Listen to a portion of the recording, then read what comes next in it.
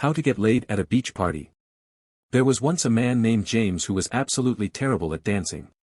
He had 2 left feet and couldn't keep a beat to save his life. But that didn't stop him from wanting to get laid at the beach party.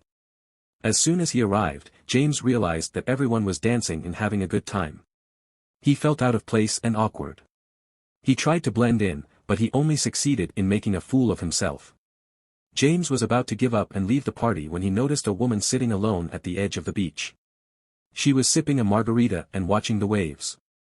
James decided to make his move. He walked up to her and introduced himself. Her name was Ayumi, and she was just visiting the beach for the weekend. They hit it off right away and began talking about their shared love of books and movies. As the night went on, James and Ayumi continued to talk and laugh together. They walked along the beach, collecting seashells and enjoying the cool ocean breeze. Eventually, they found a secluded spot and sat down to watch the stars. James was nervous but excited. He knew he had to make a move if he wanted to take things to the next level. But he wasn't sure how to do it without embarrassing himself. As they sat there, James noticed a group of people nearby playing a game of truth or dare. Suddenly, he had an idea. He turned to Ayumi and asked, "Do you want to play a game?" Ayumi smiled and agreed. James suggested they play truth or dare, and Ayumi laughed, thinking it was a bit silly but willing to play along. James started with a few easy questions, asking Ayumi about her favorite movies and books. Then he dared her to sing a song she loved, which she did with a bit of embarrassment but a lot of enthusiasm. Feeling more comfortable, James then took a risk and asked Ayumi to choose between truth or dare. She chose dare, and James's heart raced as he tried to think of a good dare. Finally, he blurted out, "I dare you to get laid." As soon as James blurted out his dare, Ayumi burst out laughing. James was embarrassed, but to his surprise, Ayumi said yes.